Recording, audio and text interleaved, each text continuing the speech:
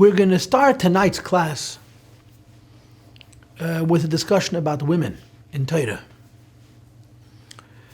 This is a subject that is sometimes misunderstood and therefore a matter of great controversy, which means, in other words, that many a person would prefer to avoid addressing the subject. But whether I would prefer to avoid addressing the subject or not, I don't have a choice, because that's what this Maamar is all about. This Maamar is all about the interplay or the relationship or the relative relationship between a man and a woman. Before I get to the meat of the matter, as it were, I want to tell you several stories, as I always do. The first is a story I've already told you. It's a wonderful story. Rabbi Chaim Gutnick, Olav Shalom, from Melbourne, Australia, was of course a Chassid. He had a very unusual, a very unique relationship with the Rebbe, a very special relationship with the Rebbe. And he visited America from time to time, even years and years ago, when travel was much more involved and relatively speaking more expensive and so forth. And he had many exchanges with the Rebbe. In one Yechidus, the Rebbe asked him if he gives classes in Melbourne on Taras HaMishpach. And he told the Rebbe no. And he explained to the Rebbe there are people who already keep Taras HaMishpach, and then there are people who are disinterested in Taras HaMishpach. Nobody falls in between those two categories, and if he would give classes in Taras HaMishpach, nobody would come. But the Rebbe didn't take that as an answer, and the Rebbe insisted he must give classes in Taras HaMishpach. And on many occasions, the Rebbe pressed him to give a class until finally he reluctantly acquiesced. In other words, he felt like the Rebbe didn't understand the situation on the ground. The Rebbe insisted. So he gave the classes, and one woman showed up. One solitary lady came to the class. He, of course, was so broken that he didn't even report it to the Rebbe. He was embarrassed to tell the Rebbe that he had done what the Rebbe had suggested, and one lady came to his class. On his next trip to New York, he was, of course, in Yechidus. He had a private audience with the Rebbe. And the Rebbe says to him, well, did you give the classes on Taras HaMishpacha that I encourage you to give? He says, yeah, I gave the classes. So how did the classes go? So he tells the Rebbe, one woman came. And of course, he didn't say it with great joy. He said it quite painfully. And the Rebbe looked at him, and the Rebbe said to him, Wie viel Mamas hat Moshe Rabbeinu gehad? Which means in English, how many mothers did Moshe Rabbeinu have? In other words, you taught Taras HaMishpacha to one woman. And she will therefore bring children into the world through mikveh tahara, from purity and holiness, which means that they will have an incredible head start when it comes to matters of the revealing of the neshama through the guf and the levush, which is an incredible, incredible gift. And how can you underestimate the significance of that, even if you're teaching it only to one woman? The Rebbe once spoke a sicha about Taras HaMishpacha. When he made the mitzvah, the campaign of Taras HaMishpacha, and the Rebbe said that he was trying to figure out how so many Jews became so secular so fast. In a generation or two, millions and millions of Jews lost their Yiddishkeit. And the Rebbe said, I thought about it for a long time, and then he said he came to the conclusion that it has to do with the inner dimension of Judaism. In other words, it wasn't something external, such as pressures of work and Shabbos and so forth, but rather something internal. The Rebbe didn't say it in this many words, but this is in effect what he said. And the Rebbe said the issues which fell first, that caused the Jewish people to lose their connection to God, are kosher and Taras HaMishpach. And he explained that it says in the holy books that when a person eats kosher, he's pure and holy, and the neshama is able to emerge. And therefore, when you have challenges, you can deal with them. And the same is true with, when children are born from mikveh and tahara and kedusha. They have a special access to their neshama. And therefore, the Rebbe said to Rabbi Gutnick, you're complaining about your failure, but you taught one woman, Taras HaMishpacha, and Moshe Rabbeinu had only one mother. I want to tell you now also about Dvar Torah, very interesting Dvar Torah. I heard it from Rabbi Reuben, who's the rabbi of Beis David Gershon, which is in Crown Heights Empire in New York, near the police station. And he told me the name of the tzaddik who said this vart. But I don't remember the name, but this was the vart that he told me. We all learn Chumash. And in Chumash, we read the story of Yitzchak and Rivka praying for children. They got married when Rivka was very young, and of course she didn't mature till 10 years later when she was 13. And then they waited 10 years until she was 23, and then they davened, then they prayed. Because as the Gemara tells us, that, and Rashi brings it also regarding Avraham Avinu, that after 10 years, one should seriously become aware of the fact that they're childless.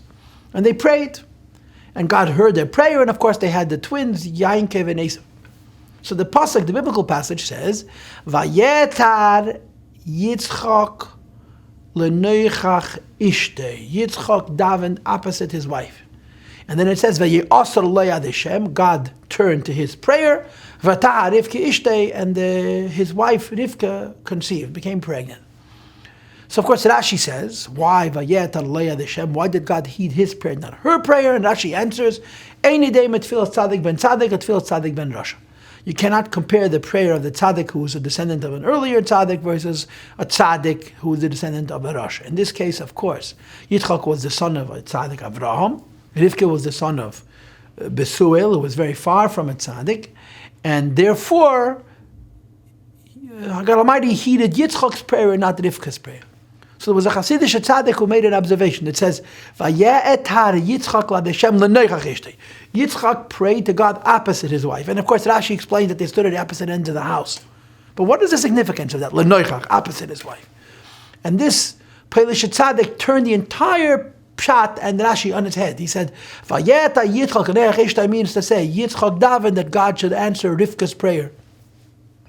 And Rivka davened that God should answer Yitzchak's prayer. I mean to say, Yitzchak davened that Hashem should listen to Rivka and give her children. And Rivka davened that Hashem should listen to Yitzchak and give him children. And Hashem listened to Yitzchak's prayer, and he heard Rivka's prayer and gave Rivka children. Right? Because they need them at Tfilas Tzadik ben Tzadik at Tfilas Tzadik ben Rasha. You cannot compare the prayer of a Tzadik, the son of a Tzadik, to the prayer of a Tzadik, the son of a Rasha, meaning to say that when a person's father was a Rasha, and they are nevertheless a tzaddik, that compensation, that overcoming of the, so to speak, the negative genes and becoming a tzaddik, in spite of the fact that you're a ben Rasha, makes you a greater tzaddik than the tzaddik ben tzaddik. So in fact, when it says in the pasuk, Vayetar Yitzchak l'Hashem vayasar le'avaya, that Yitzchak listened to the prayer, God Almighty listened to the prayer of Yitzchak, as opposed to the prayer of Rivka, exactly what did he listen to in Yitzchak's prayer? That he should listen to Rivka's prayer, because Rivka was in effect like the Baal Tshuva Tzaddik ben Rasha, which is it's a wonderful Chassidishe word, and it serves the purpose of our conversation perfectly. When we talk about women and Torah, of course we live in the modern world, and in the modern world there is a very powerful movement of feminism, which means to say women's rights and women's equality. And of course there is the need to say that religion and Yiddishkeit and Torah are patriarchal, or are man-centric and against women, and it's very, very reactionary and extreme. And if you dare question their beliefs, then you're automatically a bad person, because they can't possibly be wrong, and so on and so forth, which makes the discussion an untouchable. Nobody wants to talk about Torah and women. Now, the first thing I want to say, and this is all parenthetical, it's not really the topic, is that the way I see it, the way I understand it, is that the nature of isms, of movements in history, are always polar. They're always extreme. They're always revolutionary. They're always reacting to something and taking it in the opposite extreme. If a group of people are suppressed, so when they're liberated, there's no equilibrium, there's no center, there's an extreme. And over the course of time, the credibility of that revolution is what remains, and the polarity, the extreme, falls away. To use it in other words, everything in this world has a kernel of truth, and a lot of not truth. And initially, it's such a force that the truth and the non-truth are so interconnected, so entangled and inseparable and indiscernible that everything is true. And it's a simple truth. And simple truth, from an intellectual perspective, are by definition not true at all. But over the course of time, what's nonsense, what's hyperbole and extreme melts away by itself almost, because it doesn't have credibility. And what remains from each revolution is the credibility that it has. Or if I were to say what I just said in holier words, I would put it this way: Torah is truth. Torah is emes. And in many, many isms, and many, many social revolutions, there's a kernel of truth. In other words, a kernel of Torah. Wrapped in a social cloak, which is not Torah, which is not emes.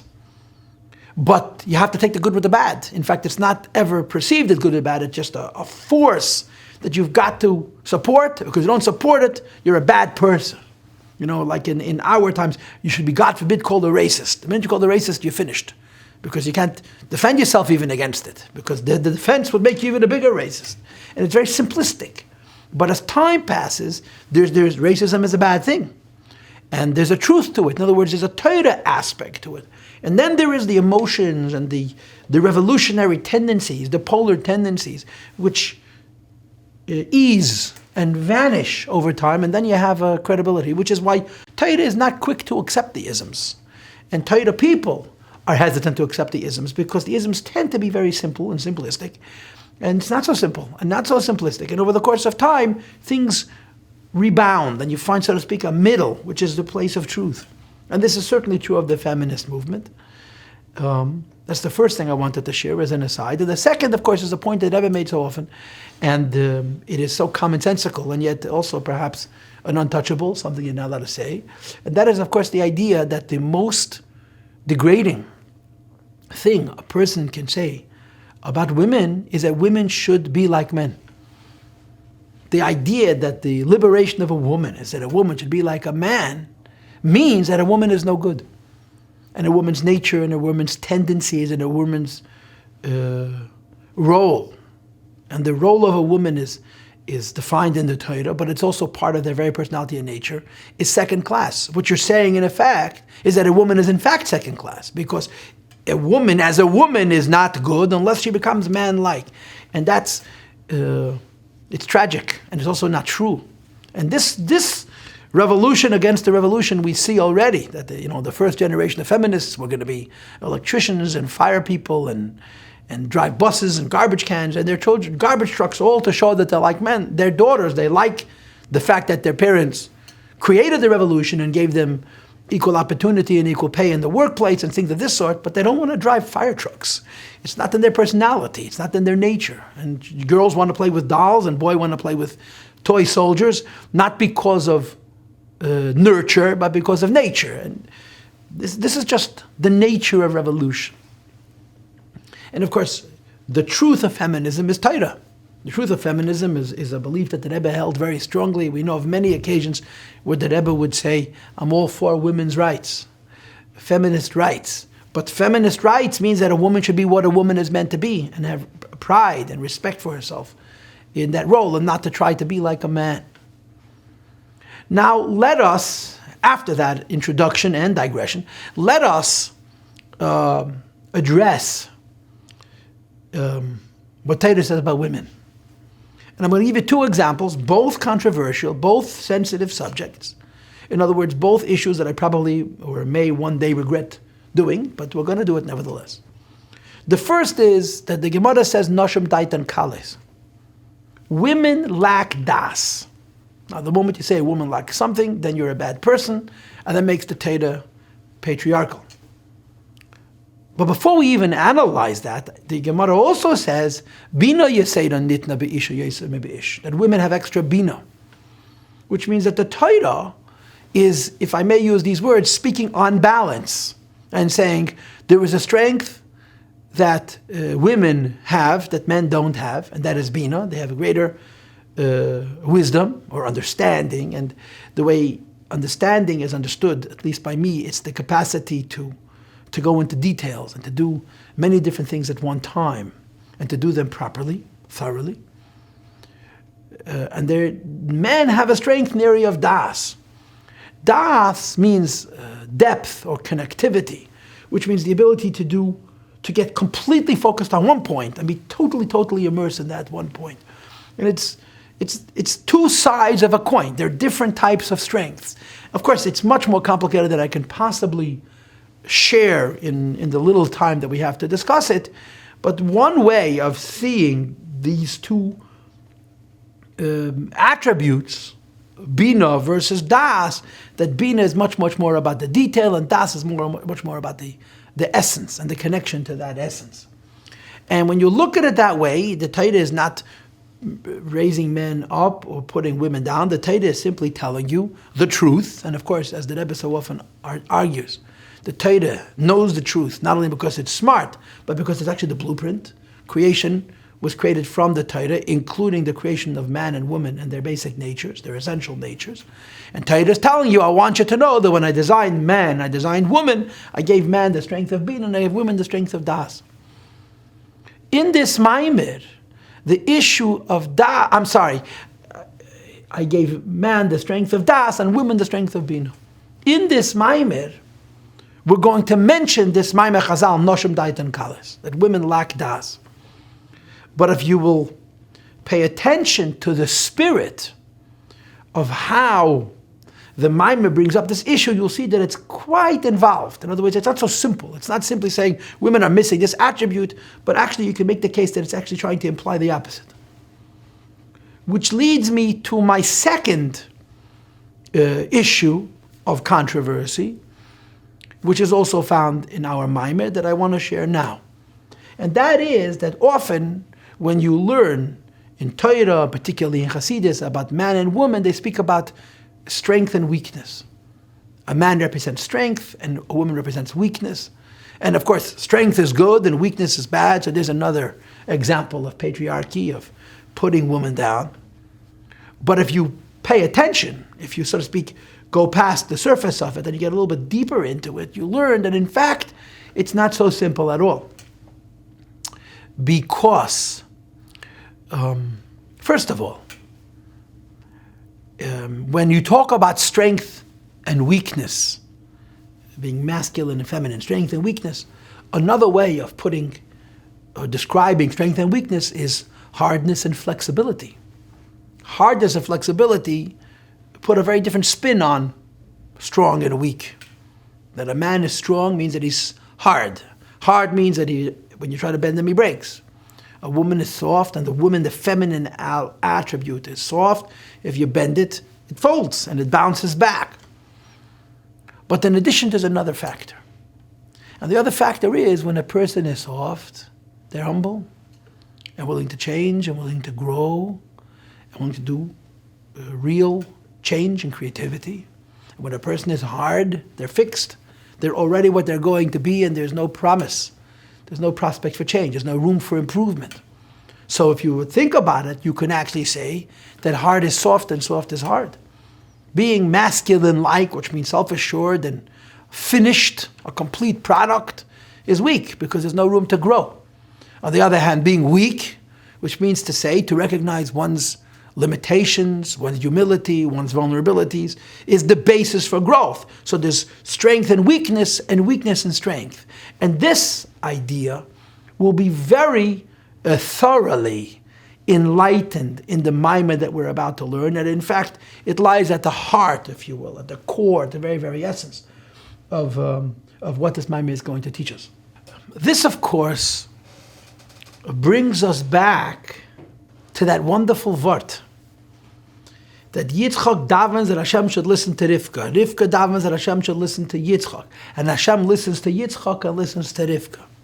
Meaning to say that Rivka's deficiencies, which caused overcompensation, the fact that she was a tzaddik ben Rasha, she didn't inherit holy genes, meant that she had to work much harder to achieve the station that she achieved, makes her less than Yitzchak's prayer, more than Yitzchak's prayer. The fact that the tzaddik ben Rasha is different than the tzaddik ben tzaddik causes the tzaddik ben Rasha to work so hard that his tefillah is better than the tzaddik ben tzaddik precisely because he's a tzaddik ben Rasha.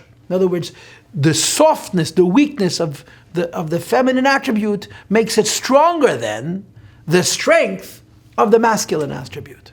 And this really is, so to speak, at the heart of the Maamar that we're about to learn.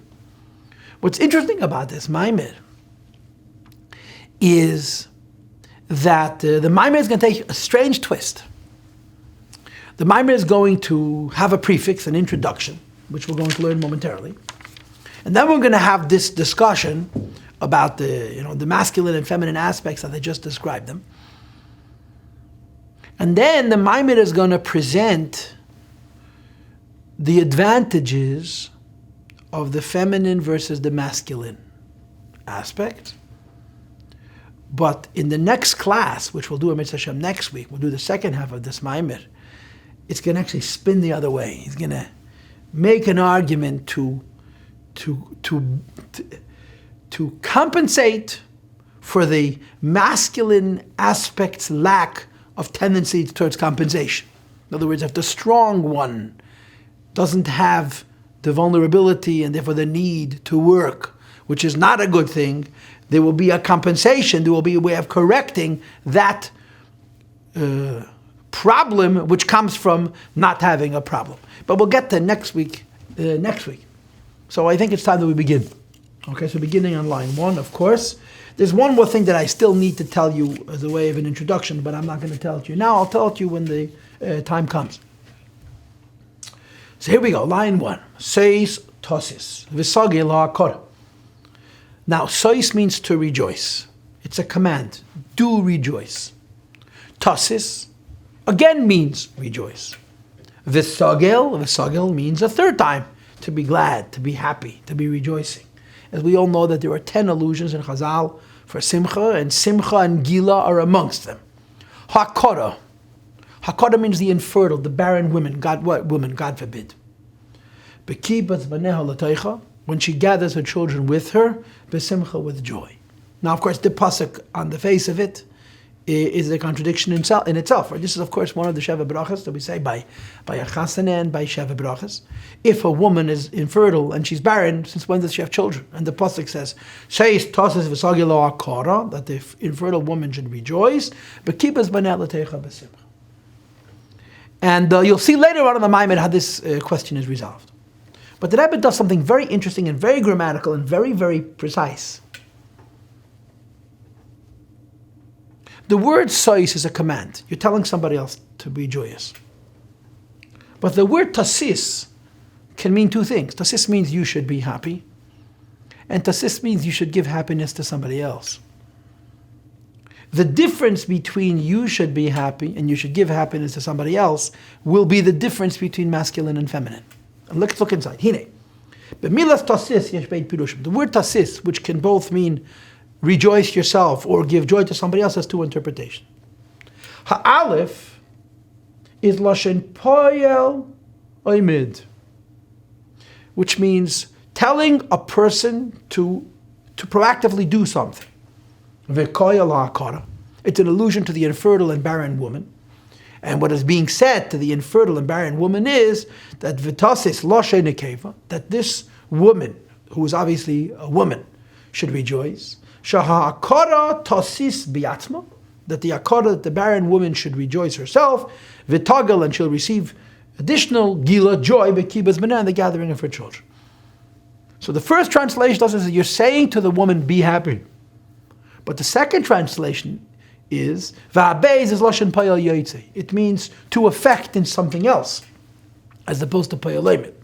V'koyal HaKadosh Baruch Hu, which is an allusion to HaKadosh Baruch Hu. She'emel HaKadosh Baruch Hu l'neicha. The pasuk is speaking to God directly and telling him, Ata tasis es hakara, you should give joy to the woman that's infertile. Ubemela, and as a result, he tagal shall rejoice.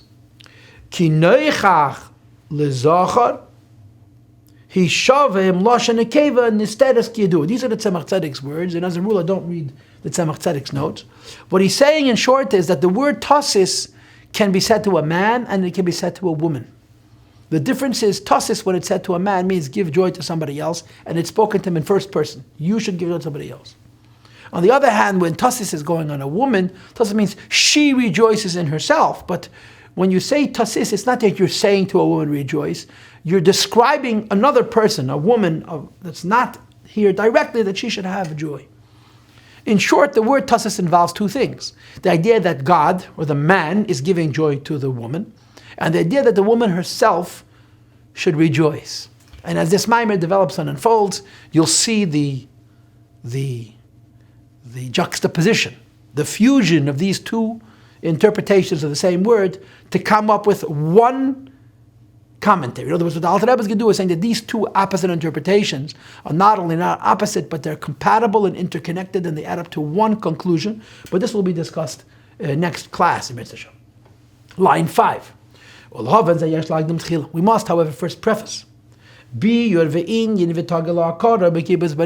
is the meaning of that this akora, this barren woman, should rejoice in the collection of her children? The question is so obvious. If she's barren, infertile, and she's never given birth, how does she have any children? That she gather in her or with her. This is the question. The question is very obvious. And of course the answer is going to be that she has children. Well, if she has children, why is she being considered infertile and childless? And this is where the masculine and feminine discussion comes in. So the Rebbe immediately abandons the pasuk to return to next week, and he goes on to the masculine and feminine discussion. And he brings. So the idea is as follows. Kini Amar Azal says in Chazal, Rashi brings it of course in Chumash, Al pasuk on the pasuk Isha Ki Tazria, when a woman produces seed, V'yolda Zach, and she has a son. Says the Chazal, Isha Mazras Chila, when a woman produces seed first, Yulad Zachar, she has male offspring. Ish Mazriat Chila Yulad Nekeva, when a man produces seed first, they will have a woman. Now what this means in biology, I don't understand, because women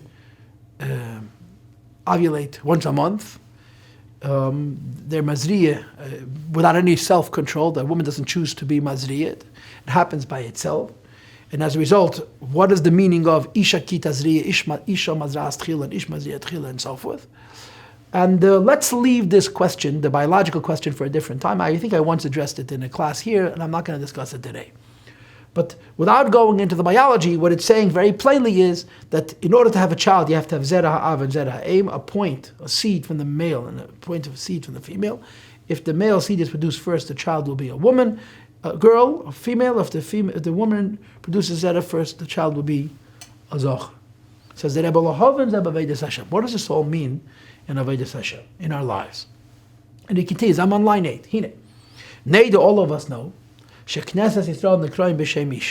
collective Jew, all of us as one entity, are called a woman. And of course in Kabbalah that's how it is. When you talk about man and woman, you're talking about God and the entire of humanity, which means of course the men and the women amongst us.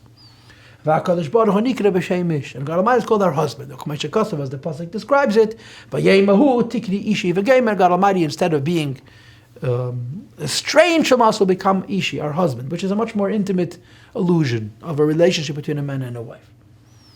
So the Rebbe continues and he says, just like in the physical and the biological, by way of analogy, the model and the design is that Isha Mazras Tchila, if the woman produces Zera, seed first, the offspring will be male, and if the man produces Zera first, the offspring will be female.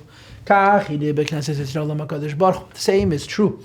Then we talk about the relationship between Knesset Yisrael, the collective Jew, and God Almighty, Kishehi Isha, when the woman, he, Knesset Yisrael, which is the collective Jew, all of us, Mazras Chila, produces the seeds first. The offspring will be male, and he interprets what it means, Hainu, that when you have Bechines Esarus, an arousal from below, Milmat Alamaila, first from the bottom and then to the top, which is Bechines, which is the idea of El Ishech Chu Kasech, that every woman's desire is for her husband. Knesset Yisrael, the collective Jews' desires for their husband, which is HaKadosh Baruch Hu, Shehu Inyin Hanikra B'Lashem Kabbalah, which is called in the form of Kabbalah B'Shem Allah, Asman, an arousal from below. Man is an abbreviation for the words Mayin Nukvin, feminine waters. Feminine waters means the inspiration which comes from bottom to the top. So Isarusa Latata means when in the relationship between man and God, man produces seed first. We initiate. We reach to God, what we would call in our culture tshuva or tishrei, where the inspiration begins with ourselves. When we reach out to our husband, this affects an arousal from above and bringing down mad. Mad is an abbreviation from mayin dechurin, masculine waters, namely that comes from heaven. God represents the masculine aspect. The offspring will be male. The hainu, in other words, shemeledes, that when the Jewish people initiate a thrust towards God and God reciprocates and responds to us, the birth and the offspring from that form of a relationship will be bechinas ava b'neshamas Yisrael, a level of love within the Jewish people, shem bechinas dachad, that has a masculine aspect to it. And what does a masculine aspect to it mean? Strong. Let's pause. So, if you think about what and of course the other side of that coin is, ish mazriat chila, we'll see it momentarily inside, that if a man produces seed first, in other words, if God Almighty initiates in his relationship with us, and we, the wife, the woman, the feminine responds, the offspring will be feminine, which is weak. Okay, so here's the controversy. Is Torah degrading women in this scheme by saying when a woman initiates, the offspring will be male? So that doesn't sound very good, that strength is represented by masculinity. On the other hand, if the man initiates, the offspring will be female, which is weak, which doesn't make women look good at all. But think about what you're really saying, is that the women, the feminine power is where real strength lies. In other words, the weakness and the vulnerability and the humility creates power.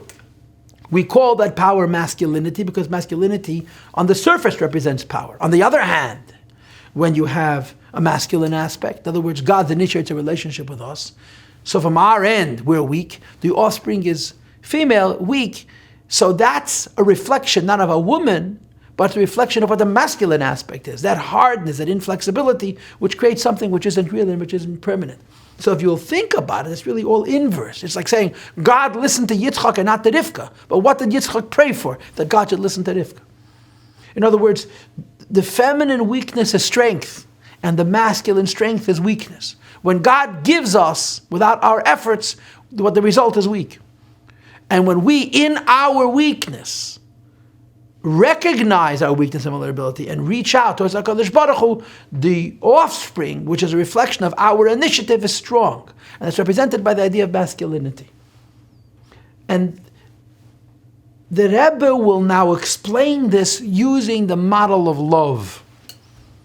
You know, in many Maimorim, when we talk about the masculine versus the feminine aspect, we talk about love versus fear. That the masculine aspect is love, the feminine aspect is fear. And if I had more time, I would develop this idea as well, but I don't have enough time. You know, what is love and what is fear, and why is love masculine and why is fear feminine?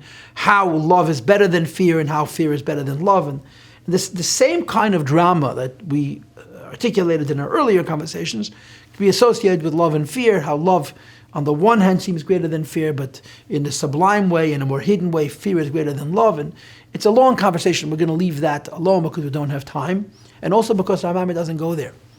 Instead of the Alter Rebbe explaining this interplay of masculine and feminine, using love and fear, he explains the interplay between masculine and feminine using two types of love.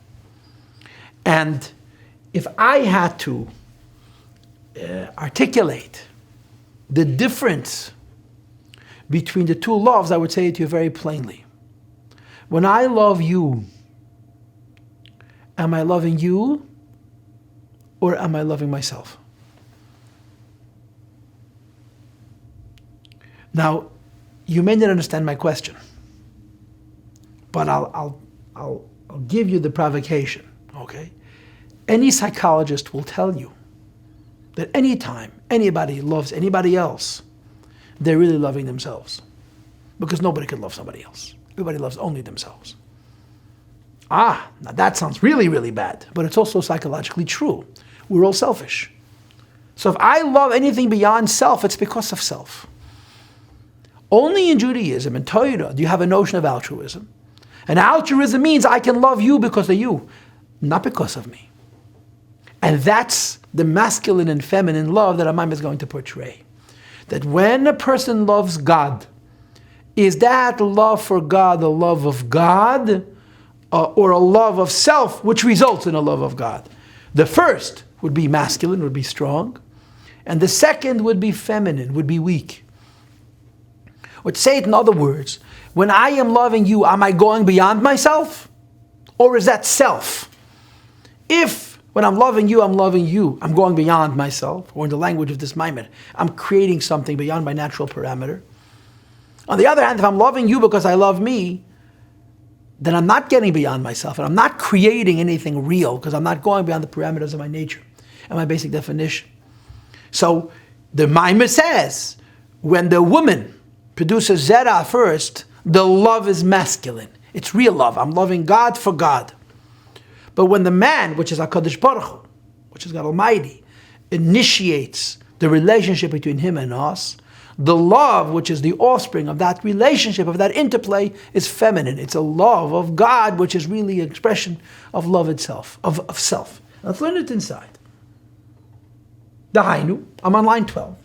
That when we have Isha Mazras Tchili Yeled Zachar, when the initial inspiration for the relationship between man and God is Knesset Yisrael, is the woman, comes from weakness, Yeled Zachar, the offspring is strong. This means it produces a love in the collective Jew. That's the masculine kind of love. Infinite love. What does infinite love mean? That a person has no desires in the heavens. He has no desires on earth other than God himself. Pirush. When a Jew initiates a relationship with God, and God reciprocates in kind, he is in a position to love God for God, not for himself. And therefore, even the idea of being close to God is not his motivation. His love is not because I want to be close to God. His love for God is about God himself. V'hainu, as is explained in Chassidishe Parsha, that the source of life is close to God. And what is the source of life? Shem Chayeh El Mabo, the world to come, V'tainug Elaki, and the divine delight and pleasure, which Jewish souls experience in Gan Eden, Lisaneg Alavaya, to have pleasure on God, on Havaya, Ma'achmas Hasagosam V'Haskalosam, because of their comprehension and intuition, Ba'asoga V'Haskala Muflas Mo'ed, and a comprehension and a sensitivity which is wondrous. But that experience of closeness to God is really a love of God because of love of self. Says the Rabbi, in spite of how wonderful that kind of a relationship is, that kind of love is simply being with God, but not God himself. In other words, loving what is secondary to God, the relationship with God, but not God himself. It's secondary to what God is, not God himself. When a person's desire for God is for the reward of feeling godly, that's that's not loving God for God, that's still loving God for self. That's not loving God himself.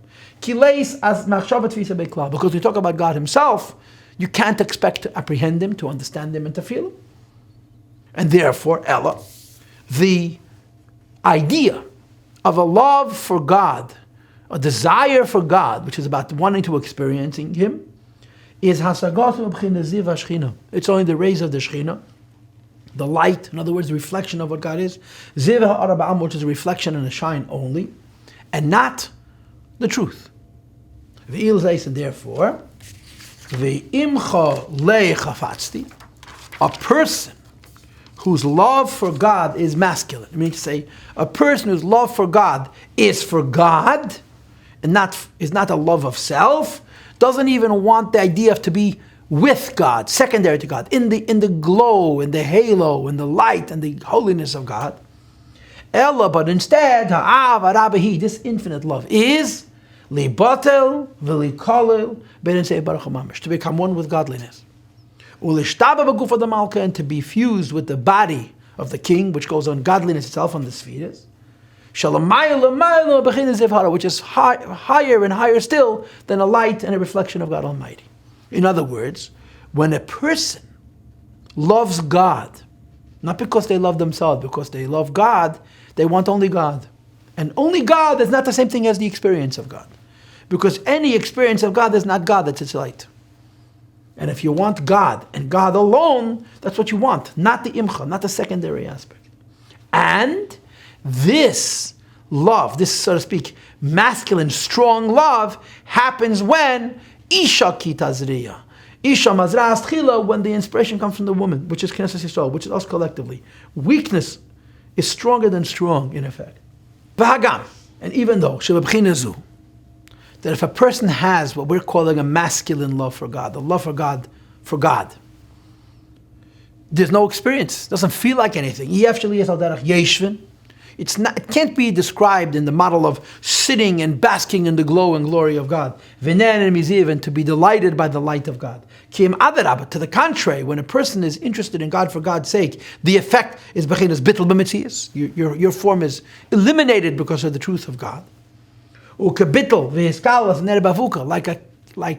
a small little fire becomes swallowed up and becomes one with and becomes totally insignificant in the presence of a great torch. I skipped the parenthesis to line 22. Nevertheless, nevertheless, this is what it wants. This is an expression from Tanya chapter 19. To lose what is its own identity and become one with God, rather than be delighted by what's considered a ray, a reflection or a secondary aspect in godliness. So, when a person loves God for God, it's at the expense of self. When a person loves God for self, even if the self is to be intimate with godliness, it's self. The first is a masculine love and the second is a feminine love. The first is a strong love and the second is a weak love. And the Rabbi continues in line 25 and he says, where does the masculine love come from? The feminine aspect. Where does the feminine love come from? The masculine aspect. This love is called masculine, like the advantage of a man over a woman.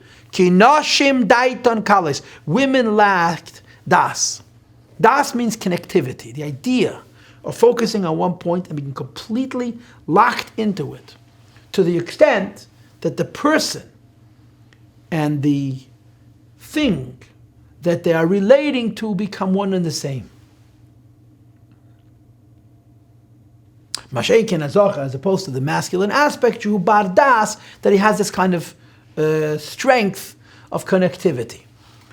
Just a few minutes on das. Everybody has their own translation for das, but the word that I prefer to use in describing das is maturity, depth. Das is not intelligence at all. Das has nothing to do with how high an IQ you have.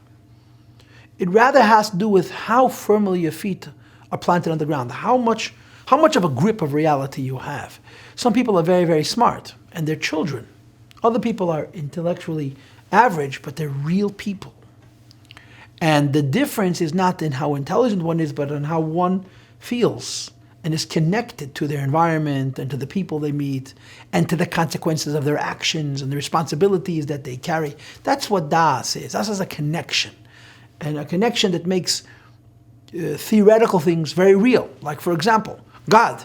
How are you supposed to make God real? And of course, you make God real from within your soul and your personality. Das, that maturity, that wisdom makes God very real, and therefore makes a mitzvah very meaningful and an aveda very terrible. When we're immature, when we lack that connectivity, then even though we know something is right and another thing is wrong, we don't really feel it. We don't really connect to it, and therefore it doesn't really, so to speak, govern us. So Nosham Daitan Kala seems to say that women have this disadvantage. But if you appreciate the context of the Maamar, what the Maamar is saying is that when God gives you something for free, you are as woman. You're weak. On the other hand, when you earn what you have, when a woman or the collective Jew is in the feminist role, the feminine role of earning what they have, that's the basis for God to give us something strong, something with depth, something with depth and integrity. V'zehu, and this is the idea, shebechinas ava rabba hanal, this higher love, a love of God for God as opposed to a love of God for self. Nikrat char is called male. Shudas chazak has to do with a very strong connection. And it is this stronger connection that permits a person to choose what is primary and not to choose what is secondary. It'll cost you dearly because you're going to give up your own interests, your own ego, your own self-identity. Nevertheless, doesn't desire anything which is secondary, even the level of secondary of, quote, wanting a relationship with God. Because if you were to choose a lesser love, which means I love God because of the feeling of connection to Him, you will remain in existence and you'll be a holy roller too. You're involved with God. And moreover, that this level also of loving God because of the relationship with God means you're in touch with the source of all life. And as the Gemara puts it, it's worthwhile to go through all the suffering of Gehenna to come to have a relationship with God, which is about experiencing godliness. Nevertheless, in spite of all of that, the Isha Mazras Tchila Yeledes Nekeva puts all of that aside and knows that after all of this love, even the love about a relationship with God, is about self. It cannot be compared at all to the truth of God. And he gives us the Kabbalah, creation happened only with individual letters. This is discussed at length in Igeres HaKedesh, in Alter Rebbe's Tanya, in the letter 5. Hey, all of Elam Haba, all of Gan Eden is only a point. And therefore, the person who is holding by the higher love, which means to love God for God, is not interested to make what is secondary primary because of the personal interest, the personal benefit. And instead, he wants the relationship with God and God alone. And think about this. If you'll think about it, you'll realize that this is a real provocation, it's a real challenge. I just the other day saw a Sikha from the Rebbe from way back, where the Rebbe says everybody knows that Ruchnis is more important than Gashmis. And everybody's more concerned with Gashmis than Ruchnis. He says it almost in those many words, that many words.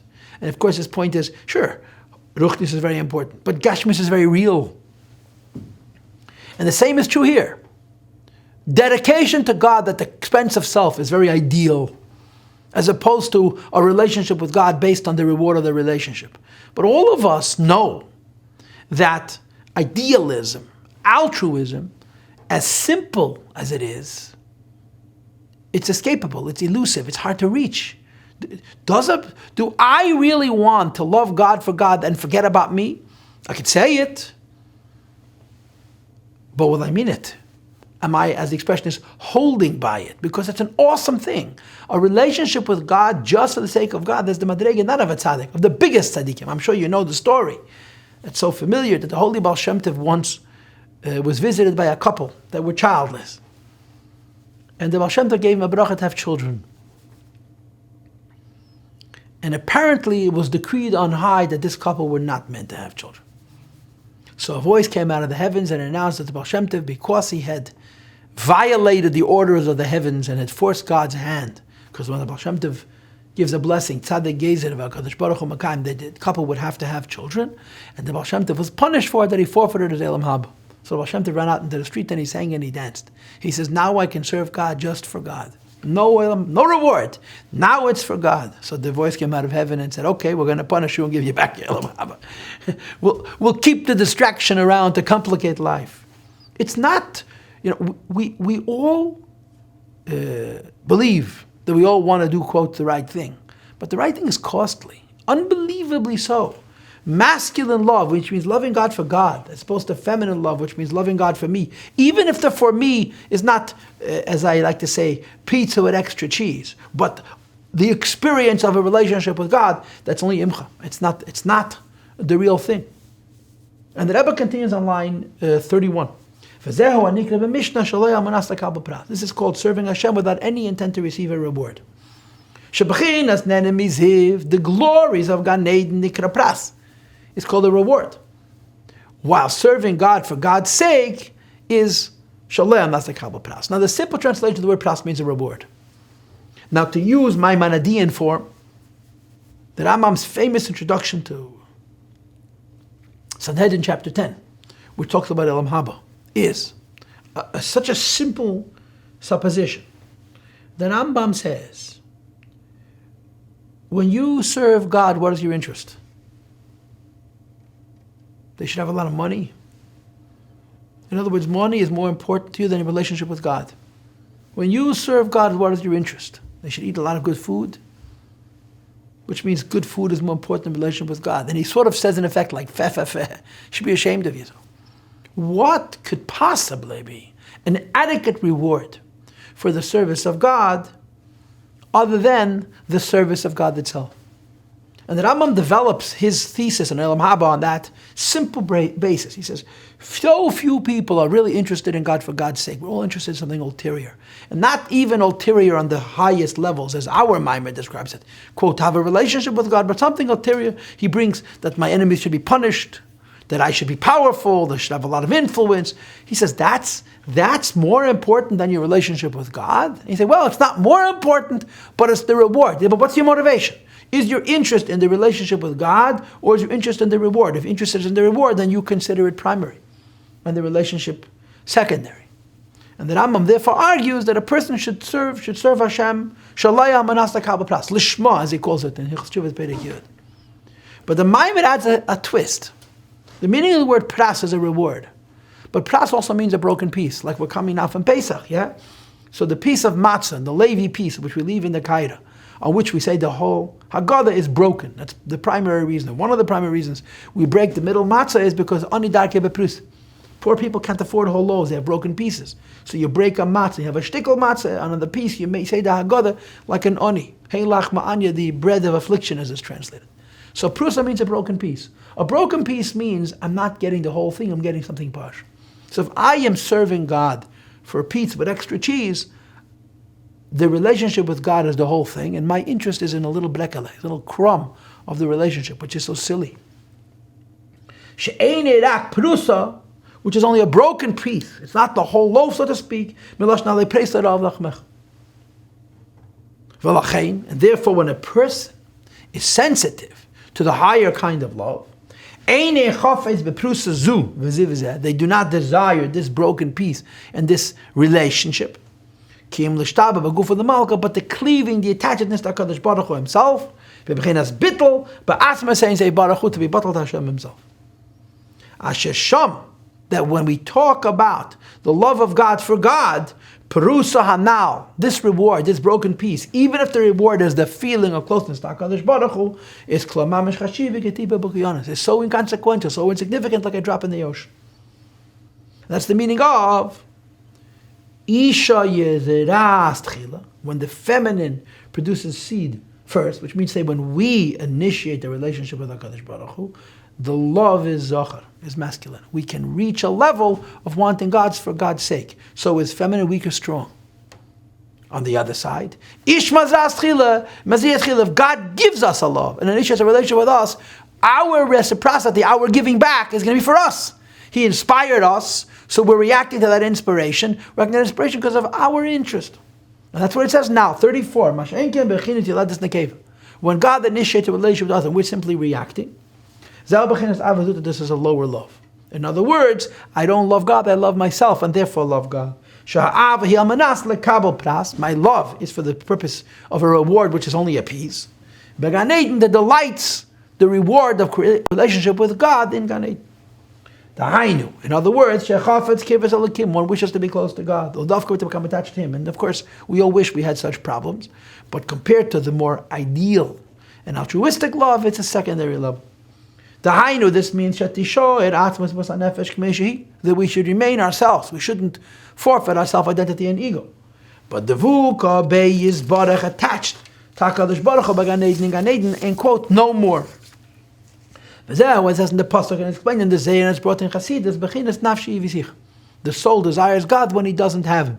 The meaning of the soul desires God, just like when a person is thirsty, there's no water. They value water much, much more than when there's so much water available.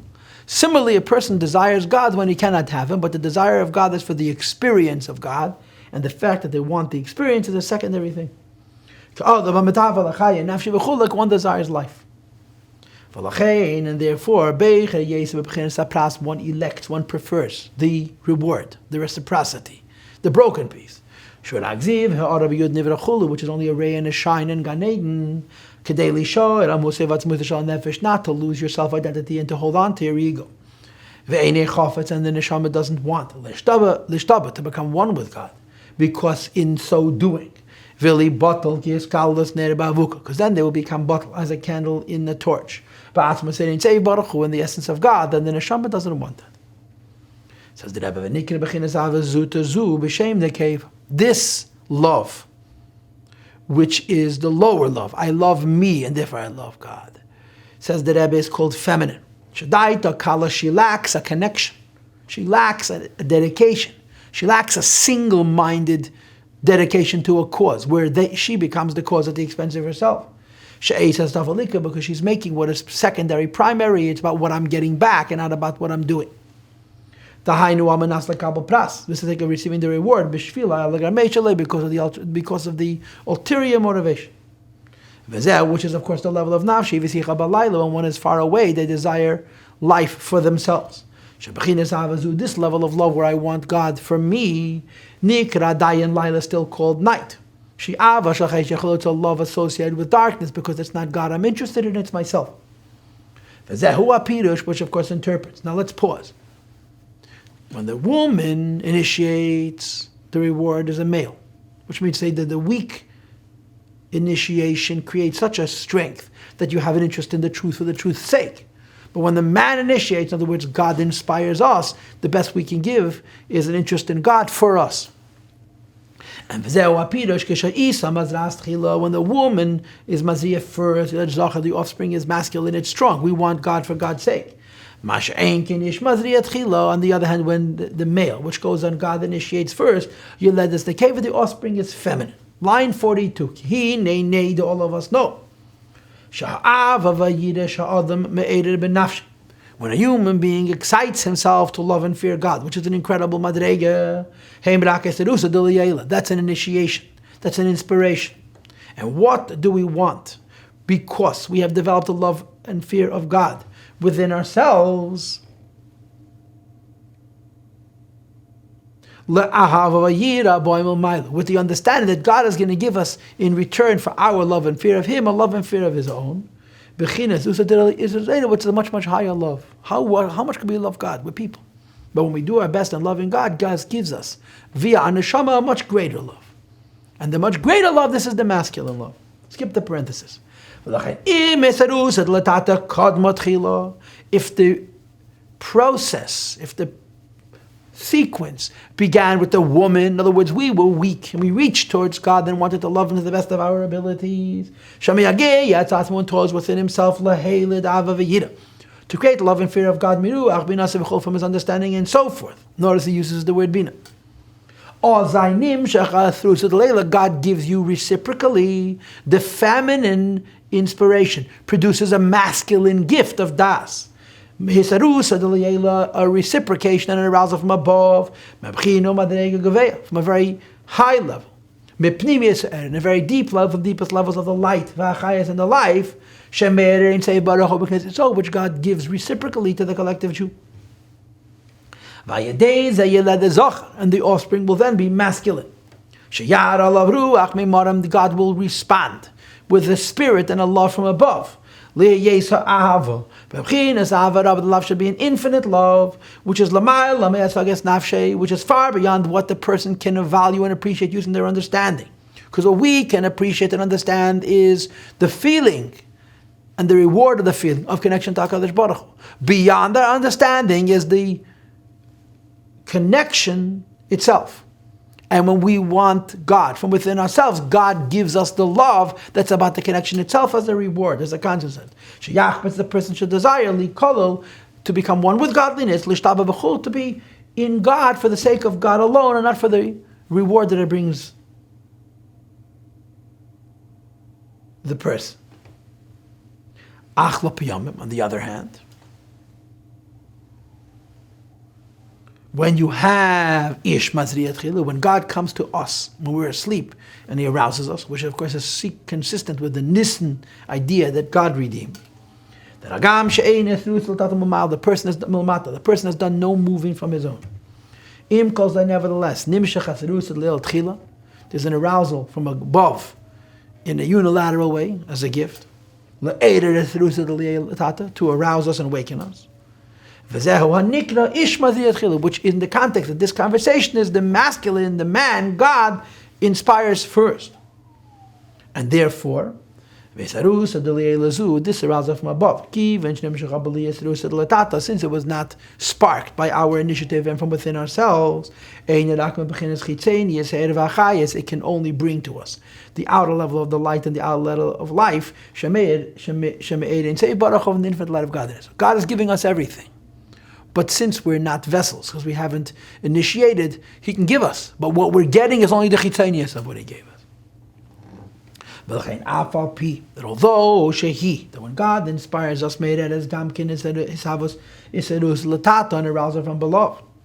Moreover, the arouser from below produces a second gift from HaKadosh Baruch Hu. God inspired us and we were inspired in turn. But since it was initiated by God and we are only perceiving the chitzenis, the and the chayes, and loving God reciprocally from that level of depth of an inspiration, therefore, the offspring is feminine. Which is a secondary love. I don't really love God, I love me, and therefore I love God. Haniskal discussed earlier that it's to satisfy her thirst for God. And there's no complete bittul HaKadosh Baruch Hu as a light in front of a torch. So when there's the feminine initiative, the reward is masculine. And when there's a masculine initiative, then the reward is feminine. So you decide for yourself, in the scheme of physical men and women, which one is advantageous and which one is disadvantageous. And the second half of the Maamar we'll talk about next week. I'm just going to plant a seed in your mind. I guess that's a masculine seed, which is a bad idea.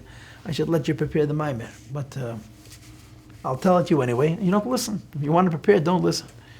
One of the ideas we're going to talk about in the next part of this Maamar is the idea of creation. When is creation real? When is creation new? Or when is creation simply copying? And I'll see you next week in Mitzvah.